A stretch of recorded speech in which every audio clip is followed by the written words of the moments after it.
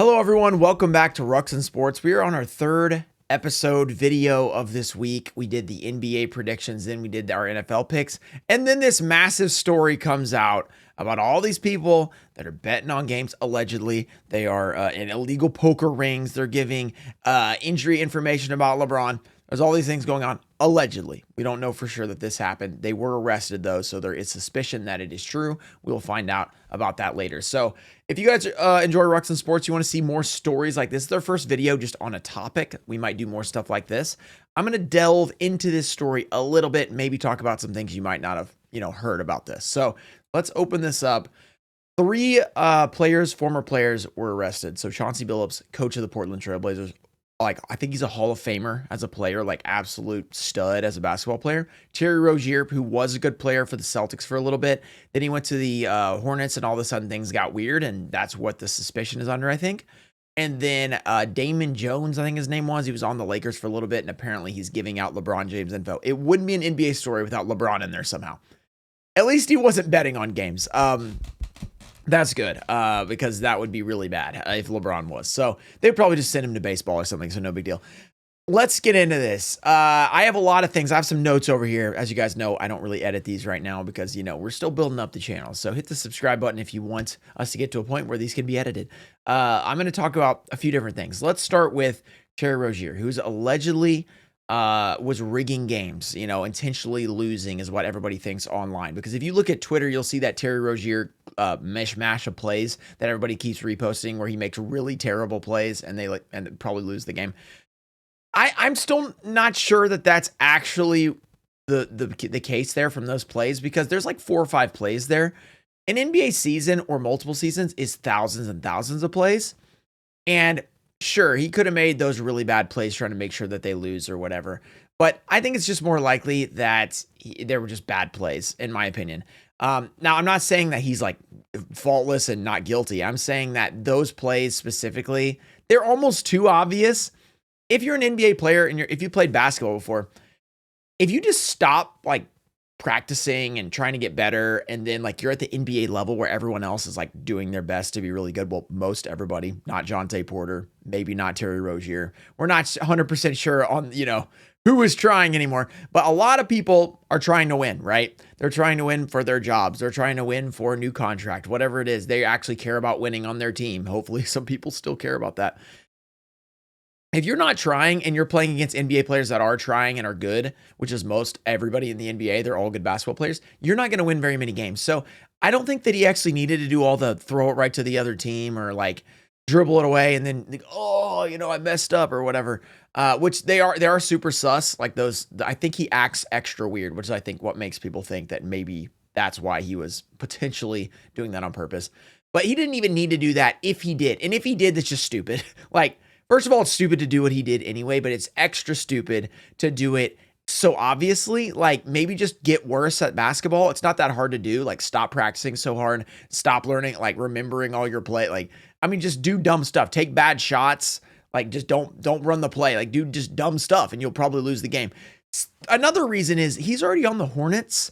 They're already bad. So a better way of beating the odds would be to actually be better, right? To win games or cover spreads. So if he was trying to be really good and they're a 28 win team and he all of a sudden makes them a 35 win team or whatever, they're going to do better than if he makes them lose, I guess. I guess you could be well, they were 18-point underdogs and then he did something bad at the end and then they didn't cover or whatever. That could happen. That could be a thing. But I find it a little bit weird, those 5 plays that he did, he was definitely making them worse. I'm not sure if that's true or not because, as I said, they were terrible already. So, okay, yeah, they're just bad again. What's the big deal? Then they just bench you. That's another reason is that if you do things bad on purpose, eventually what happened and they put him on the bench. So that just doesn't make sense to do that. Now, the more I say it, the more I'm yeah, well, they benched him. So he probably was doing it on purpose. Who knows? Allegedly, everything allegedly, but it just didn't make a lot of sense, that strategy. Now, that's if it even happened to begin with. So let's go to Chauncey Billups. Let's move on. So this guy is an NBA great, NBA Hall of Famer, was a head coach currently in the NBA. Now, he wasn't betting on the NBA or any of his games. So yeah, good. Congrats. Good job. You didn't do that. Apparently, he was involved in an illegal poker ring where they're rigging games. So you, like, I guess, make sure that you make money. Why? Just like this one is just why to me. Like the other one is just why as well, because Rozier was under a huge contract. But you are in such a good spot where you forever are set because you are Chauncey Billups. Like you can do advertisement with your name. You can get a job in the NBA, whether it be a coach, whether it be an analyst. You're always going to have a job for your entire career. You're completely set. You're making a ton of money. I don't understand this. Why are you rigging poker? If you like poker, just play poker. Don't rig the game. Like, why do you need to cheat to win? I don't even understand that. As someone who's never really enjoyed cheating, I know some people may enjoy it. I don't get what's the satisfaction of winning when you've cheated, right?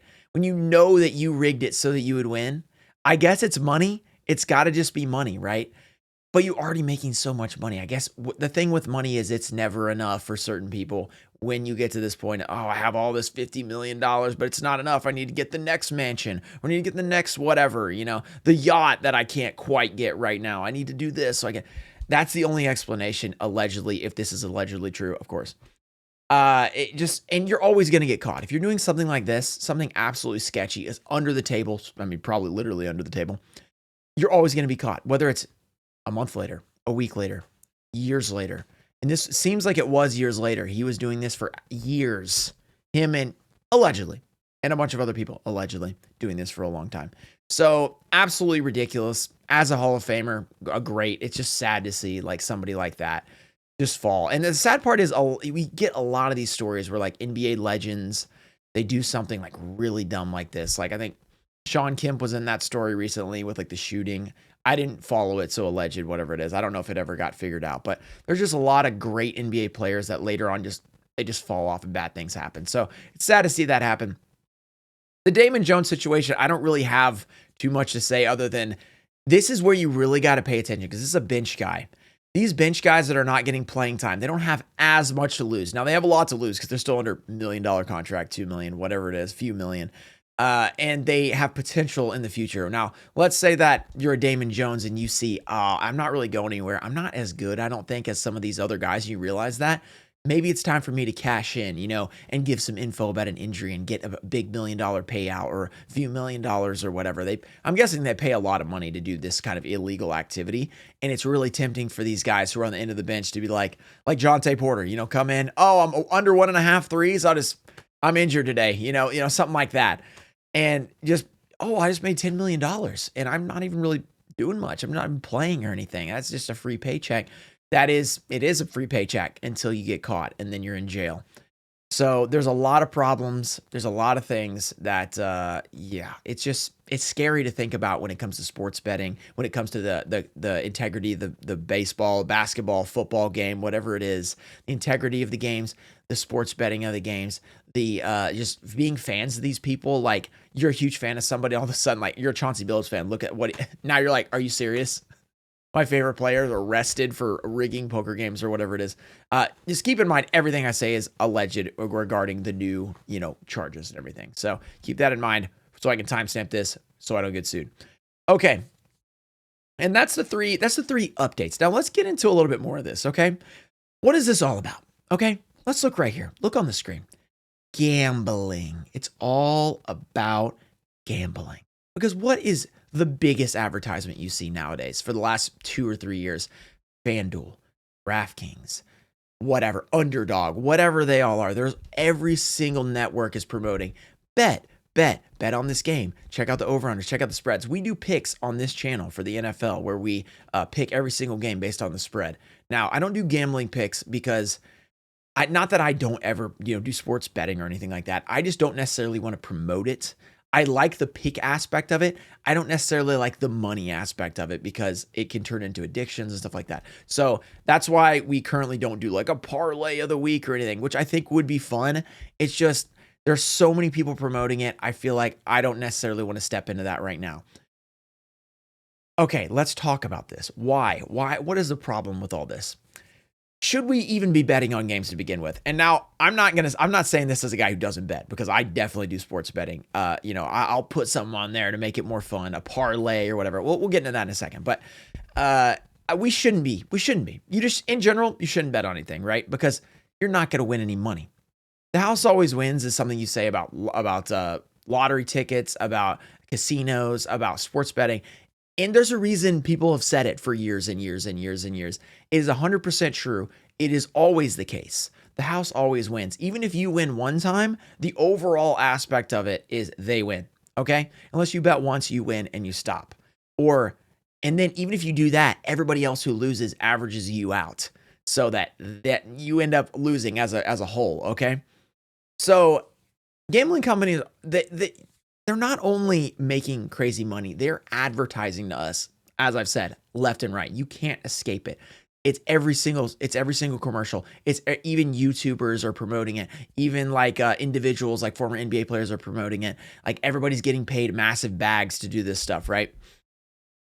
Now, I just wanted to put some numbers with this, okay? So I looked up FanDuel, and I'll say, is FanDuel a publicly traded company? No, but their parent company named Flutter Entertainment is.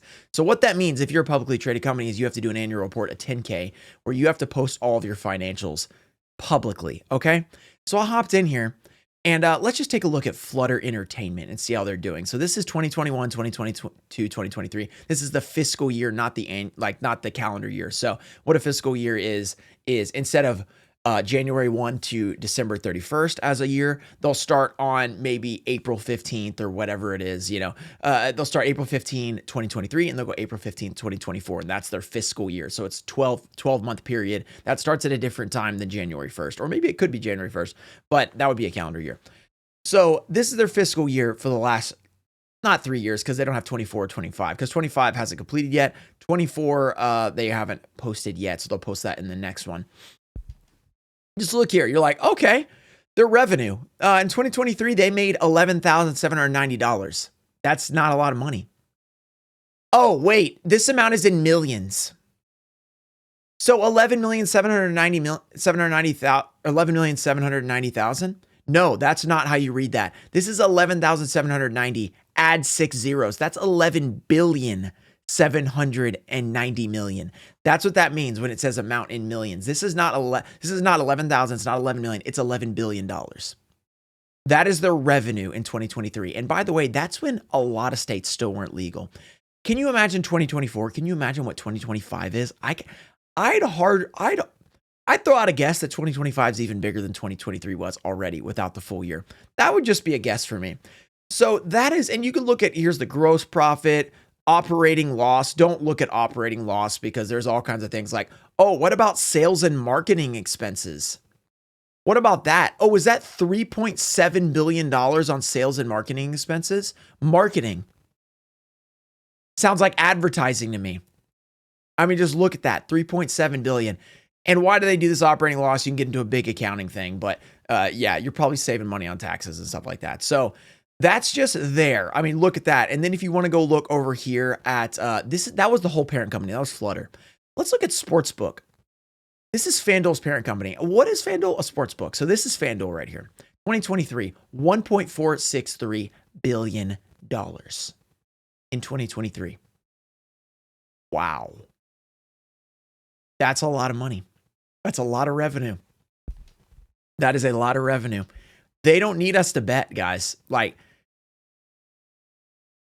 I mean, they do technically need us to bet, but like, they are making a lot of money off us. We're not going to beat them. We're not going to beat them with betting. Like, we're not going to be smarter. Okay. Like, you might think you're the guy that's smarter. You're probably not. So this is just an interesting piece of information I thought you guys might want to look at, but unbelievable numbers. And I can't wait to see what like 2025 is. This is 1.4 billion. I bet it's 5 billion. I bet it's something way higher. Way more states are legal, way more advertising, and they've just been ingratiating you into doing it for the last few years. It's not the first year. They don't have to convince you to get on FanDuel. You've been doing it for multiple years, so now you're doing a little bit more, little bit more, little bit more. I can say I bet a little bit more than I bet last year and the year before that.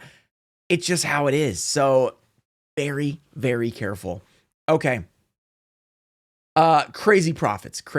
Well, technically, I mean, that operating loss, but let's not get too technical. Okay. So yeah, and I'm guilty of doing it too. I enjoy making a parlay for a game. Like, let's say I'm going to sit back and watch the Lakers or watch an NFL game. And I'm like, okay, let's make this game more fun. I'll put a parlay on.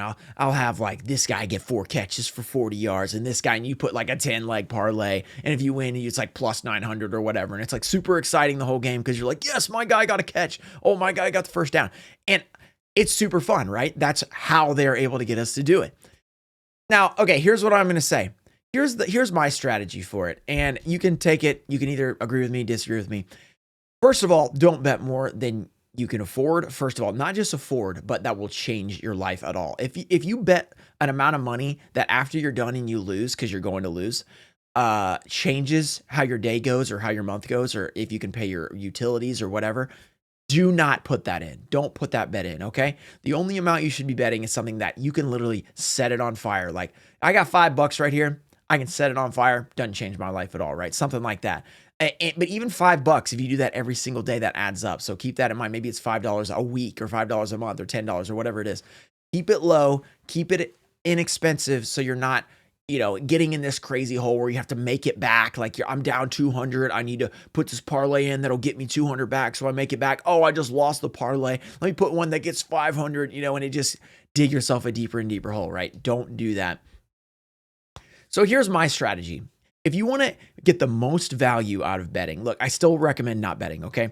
But if, let's say you're a bettor, okay, and you're like, I'm spending too much, how can I get more value, okay?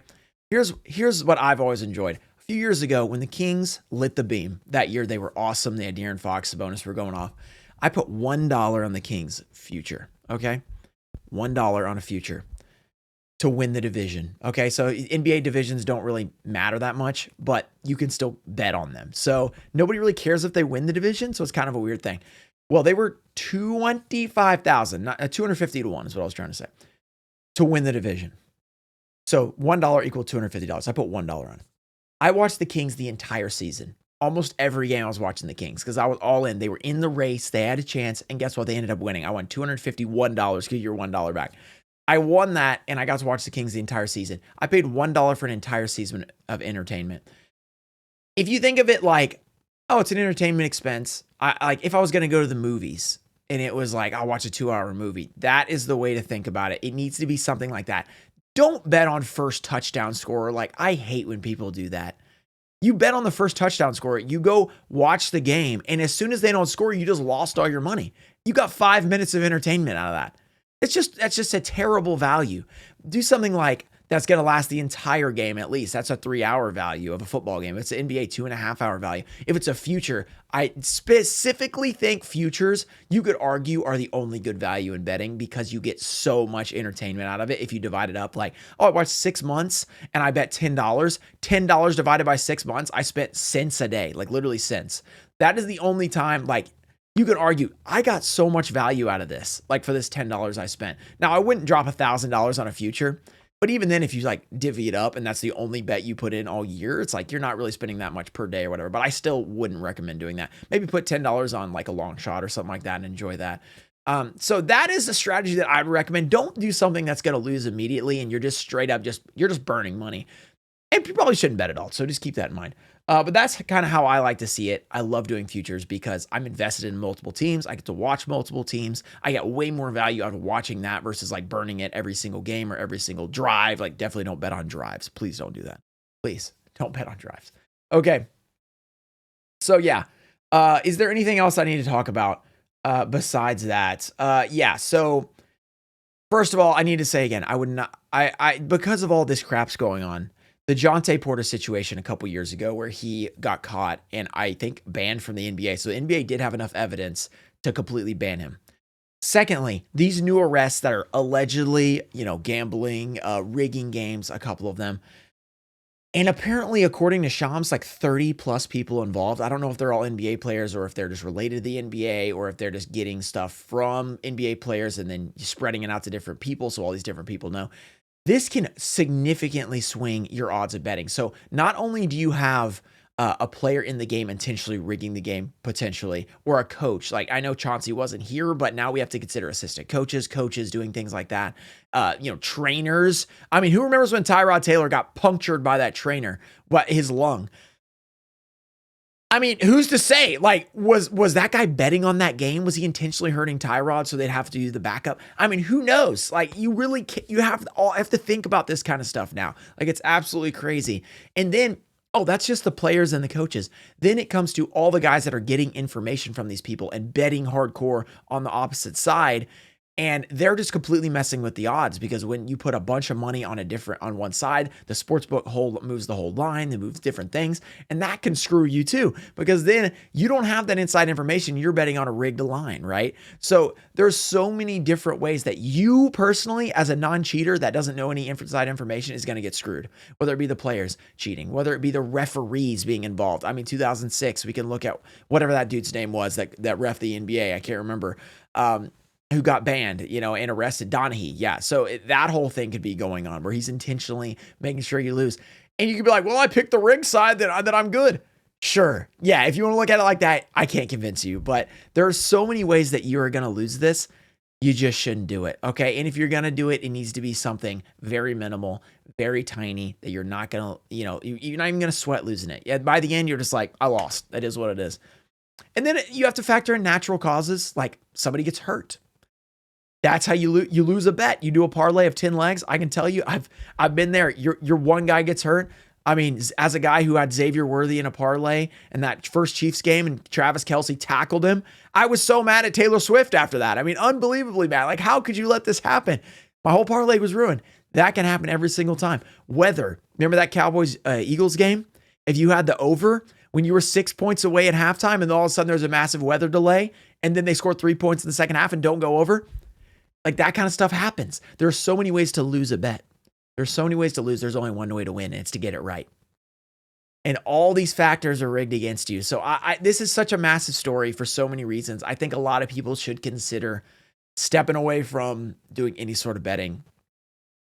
And I'm still going to do picks because it's fun. We're going to do picks on this channel. I like enjoying, trying to see if we can get the right teams and predict who's going to be good. And you can still do that for free, by the way. You can do it on my, you should join my NFL picks group. We can do that completely free. And I will shout you out if you do well. And I'll definitely shout you out if you suck. So, and I will probably suck at some point too. So it's a lot of fun to do that. And you don't have to spend any money. It's a good way to not get involved in all this craziness that's going on. And let me know your thoughts down below. I really want to hear them, whether it be about the gambling side of it, about, oh, how do you feel about gambling? Is it okay? Is it not? Let me know how you feel about the NBA, just like the straight up potential rigging situation going on. How do you feel about that Hall of Famer doing something this dumb? I want to know in the comments. Make sure you subscribe to Ruxin Sports. This has been definitely an interesting episode. And I'll probably see you guys next week for NFL or maybe an NBA check-in. So far, I just want to say, my NBA teams are doing pretty good. I'm just saying, Warriors 2-0, 50 wins. I think that's a good chance. I think for the most part, my teams that I said over are winning and under are losing. So very exciting to see that. And I'll see you guys in another video. Peace.